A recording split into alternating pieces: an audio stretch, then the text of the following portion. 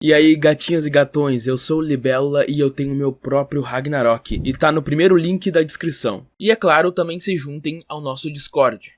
Se o Okita era o cara que era odiado sem fazer nada, o Simo é com certeza o cara que é amado sem fazer porra nenhuma. Mas por quê? Vamos lá. Por que Simo Heiha, ou Heiha, é tão popular em Shumatsu no Valkyrie mesmo sem ter feito nada no mangá ainda? Ele só apareceu, prestou continência e falou bora lá defender nossa terra. Mas tudo isso começou quando o design dele foi revelado no Twitter em 2023, se não me engano. Os autores fizeram uma enquete e ele ganhou a votação e o design dele foi revelado. Mas enfim, vamos do início, tá? No universo de Shumatsu no Valkyrie, o Record of Ragnarok, uma das figuras mais fascinantes, sem dúvida, é um personagem que até agora não fez nada além de aparecer brevemente. Simo, um dos lutadores humanos, conquistou uma popularidade gigantesca desde que seu design foi revelado pelos autores no Twitter. Isso é algo que à primeira vista pode ser difícil de entender. Por que ele é tão popular? Como que alguém que praticamente não teve tempo de tela e ainda não protagonizou nenhuma ação no mangá conseguiu se tornar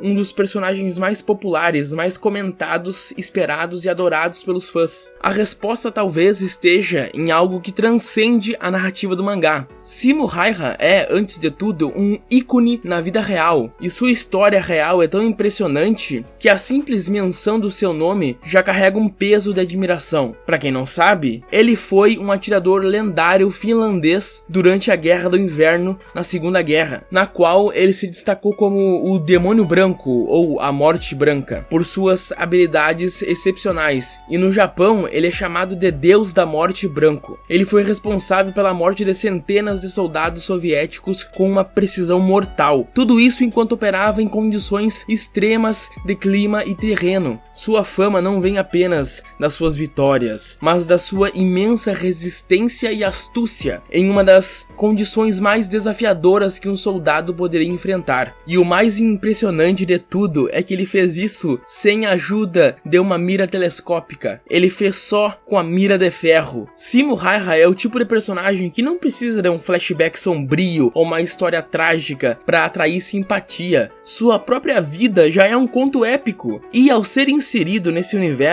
ele traz consigo todo o peso da sua história real, o que automaticamente o torna interessante aos olhos dos fãs. Mesmo não tendo lutado, mesmo não tendo mostrado suas habilidades, só dele estar ali já é uma promessa de que algo grande está por vir. Ele é uma lenda viva no imaginário de todo mundo, e esse status sozinho faz com que os fãs aguardem com expectativa o momento em que ele finalmente vai entrar em ação. Além disso, o próprio design dele é incrível, a representação da sua imagem é muito da hora. É um guerreiro simples, mas muito eficaz. Ele não precisa de um monte de armadura extravagante ou de um monte de adereço para chamar atenção. Ele por si só é simples, e é essa simplicidade que o torna tão atraente também. Isso é algo que, combinando com a sua história de vida, cria uma aura de mistério e respeito. Tudo isso e muito mais, o fato dele ser baixinho e ser tão foda, tá ligado? Porque normalmente as figuras históricas lendárias são todas altas e grandiosas, e ele é um baixinho de 1,65, 1,60 e matou mais de 500 pessoas na guerra, cara. O cara é muito foda. Tudo isso torna ele um dos personagens mais hypados em Shumatsu. E isso nos leva à próxima questão: como a popularidade de Simo reflete uma tendência maior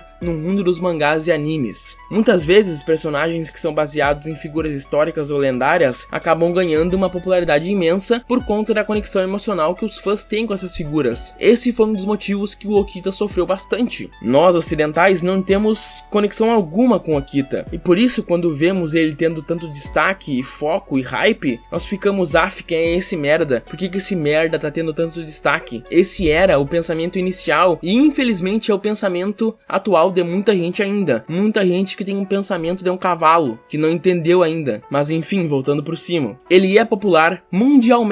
Em um mundo onde heróis e vilões são muitas vezes moldados por narrativas complexas e trágicas, a figura do Simo, que é uma espécie de anti-herói da vida real, porque ele ajudou a pátria dele, mas ele matou 545 pessoas. Todas essas 545 pessoas tinham famílias, filhos, esposas ou maridos, enfim, ele dá pra dizer que é um anti-herói anti-herói. Pra pátria dele, ele é um herói, mas pro mundo, não seria errado rotular ele como anti-herói. Isso ressoa com algo mais profundo no público. A ideia de que a força da verdade não vem de uma história triste, mas da habilidade, da determinação. Resumindo, o Simo Häyhä é um exemplo perfeito de como um personagem pode ser popular mesmo sem ter feito nada ainda no mangá. Ele é o mesmo caso do Nikola Tesla. O Tesla era muito hypado e deu o que falar. O Leônidas era muito hypado e decepcionou muita gente. Mas eu espero que o Simo não decepcione. A fama dele não vai vir de flashback ou batalhas épicas no mangá. A fama dele já veio da sua própria história, que por si só é extraordinária. Ele é uma lenda. Olha a carinha dele. Ele levou um tiro na boca, mano. E viveu a vida inteira dele, o resto da vida dele, cuidando de cachorro, cara. O cara é muito foda. Ele é um querido fofo. Olha